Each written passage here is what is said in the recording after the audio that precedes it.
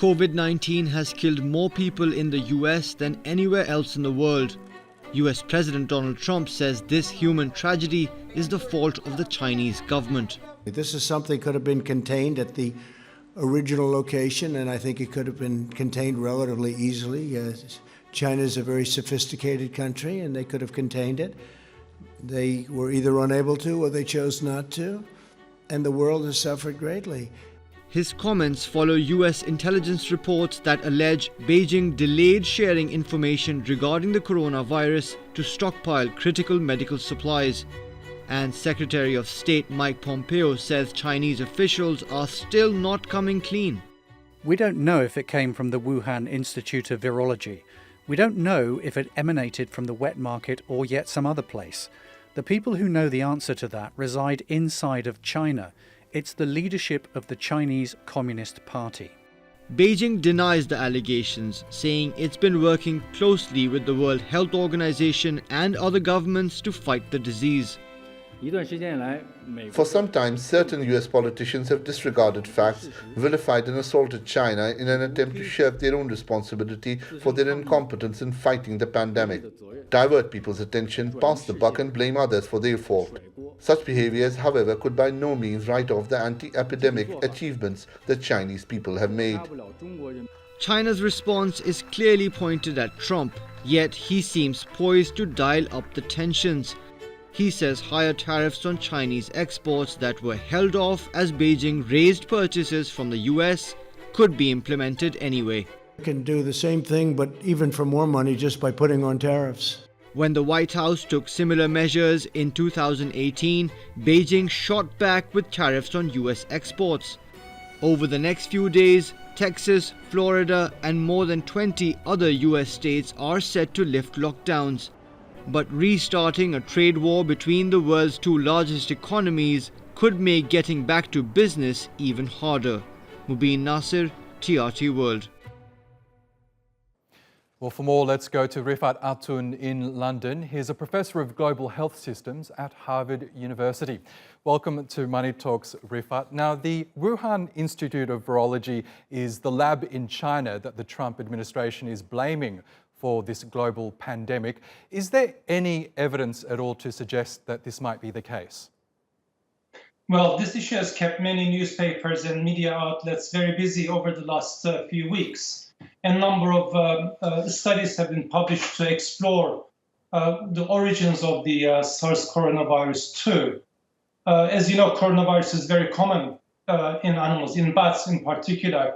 And there have been 7 different kinds of coronaviruses that have infected humans. And in March, a paper published in Nature Medicine explored the genetic makeup of the SARS coronavirus 2 to explore whether this was man-made in a laboratory, whether this emerged as a result of evolution. And their conclusion was that, and I can quote you, they said it is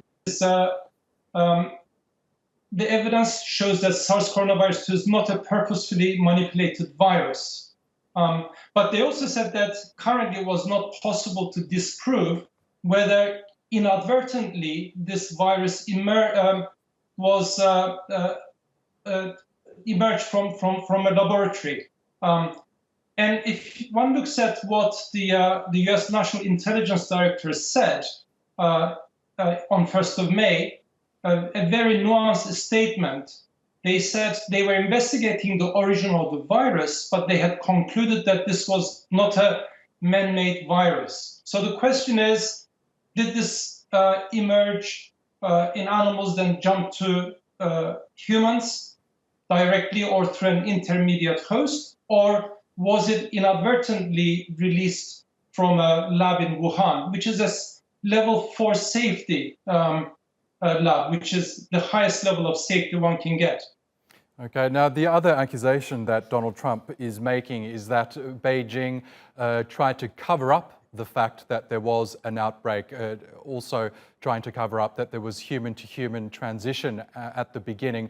Is there more evidence to suggest that perhaps there may be some credibility to that argument? Currently not, and this was investigated by the World Health Organization, who did send the team to Wuhan to examine when the contacts happened and when the information was released. And their conclusion was that at the time, given the information available, there was no delayed reporting. But of course, as more and more data become available, one has to visit these assertions and one has to provide evidence whether these are true or not.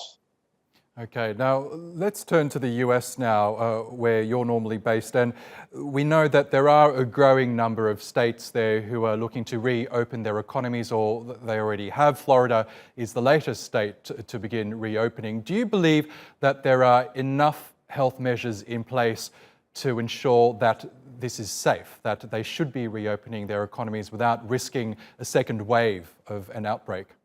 Yes, this is particularly challenging in the United States, where there are no safety measures for individuals who are unemployed or who have lost their jobs. And recently, up to 30 million people have registered unemployed. This is unprecedented in the history of the United States. And the impact of coronavirus is there's a health impact, directly those infected by coronavirus, then health impact on those who are not able to use the services or cannot afford to use for other conditions and may die as a result. Third, there are the economic consequences. Fourth, there's a social consequence. And finally, the geopolitical consequences, as we have discussed. Clearly, the states are trying to balance the health impact with economic impact and the consequent social impact of coronavirus 19. In my view, the US is not ready for a lifting of restrictions. One has to be extremely careful. We've seen the number of cases that exceeded 1 million, and number of deaths are in excess of 65,000. This is unacceptable. So if the restrictions are lifted without very careful monitoring of the number of people infected, number of people who are immune, the numbers could begin to rise again. And as we saw, the numbers rise logarithmically, very, very rapidly. And it's very difficult to control these numbers. Okay, Professor Rifat Atun from Harvard University, we appreciate your thoughts. Thank you so much.